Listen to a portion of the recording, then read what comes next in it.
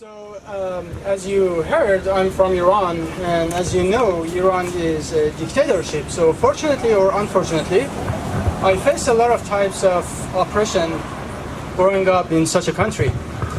So, when I was younger, I was obsessed with environmental issues, and I called myself an environmentalist. I was against hunting, or basically what I thought is hurting animals in an unnecessary way. Later in my life, I came out as gay, and I started learning about LGBT rights and all the oppression that transgender people and other LGBT community are going through. During my college, I also joined this group.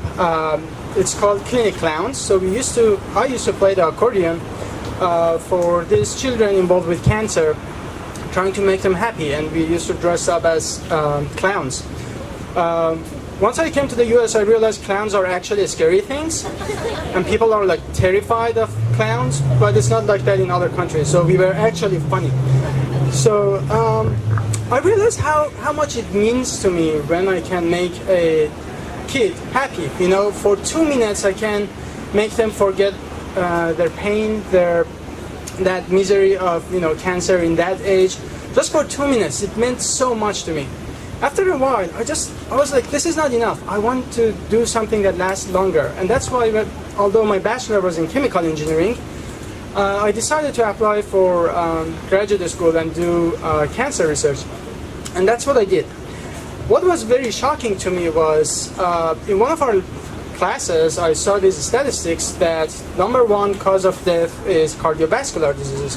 I was like, this is a disease that, we can totally prevent, and the cure is already there, but why no one is talking about that one?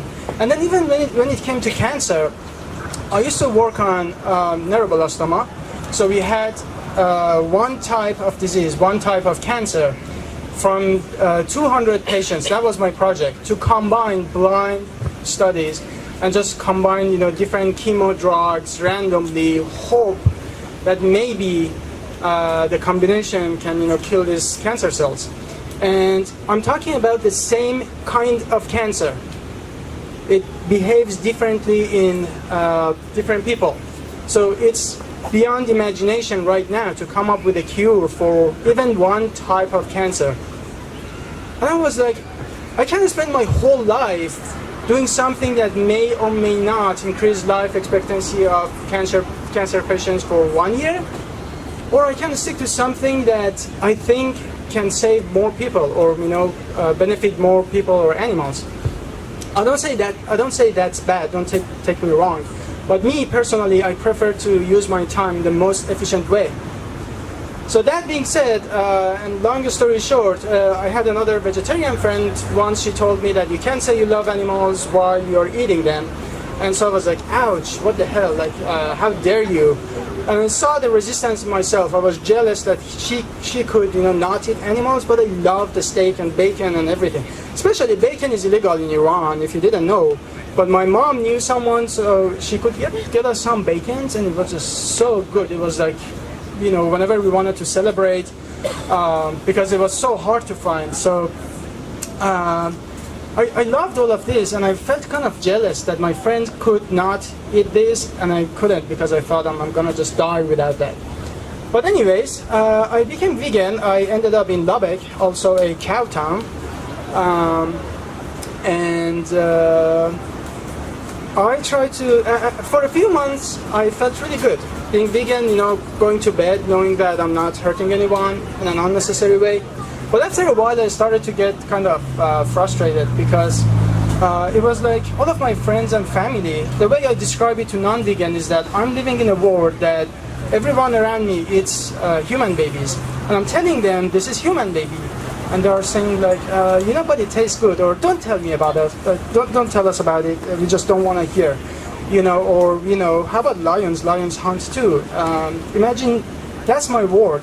So I started getting frustrated until I found 3 vegans in Lubbock. Lubbock is, by the way, in West Texas, is cow town. It literally smells like bullshit. I'm not kidding, like bullshit. Like at night, half of the time. And so one of these people once messaged me and said there is a hunter gathering and 600, 700 hunters were coming to Texas Tech and or Lubbock, and he said, let's do a protest. At first I was like, you're not gonna make any difference, you know? But I was like, doing something is better than doing nothing. And that was my first experience ever. We did that, it went pretty well, and after that the same person told me about PETA positions as volunteers, and we started doing that, and that started a chain reaction for veganism in Lubbock. That person is Nick Ryan. Can you stand up, please? I owe him everything that I've done in Lubbock. And also my other friend who, the first person that I turned vegan, she helped me, and we resurrected Animal Rights Coalition at Texas Tech, and we did so much, including having the very first Veg Week in West Texas. That being said, I have one request for you. I have different passions for music, for science, and a lot of other things, LGBT rights, for example. But I think animal rights is something that, you know, if you focus on that, you can help everyone in the world. You can help people, you can increase public health and a lot of other areas. It's very unique about animal rights if you focus on that. And I understand that you have other jobs, you have other lives that is not necessarily related to animal rights. Well, I want to tell you, if I could do this, it should be much easier for you. It doesn't matter if you're an accountant, if you're a bookkeeper, if you're an artist, whatever you do, it doesn't matter how old you are, you can always incorporate activism into your daily life. And the second thing I wanted to ask you is that I realized that some of the organizers here, they are also international, either students or, you know, non-native people. And I just wanted to let you know that the situation for us is a little bit different, because me, for example, talking about myself, I'm always worried that if I do something wrong and I get, you know, kicked out of the country, then where do I want to get back to? You know, Iran? I don't think they appreciate a gay atheist, you know, who criticizes Islamic governments and all of that. I don't think that goes well. And besides that, I always imagine this person who's going to, you know, review my green card case and application.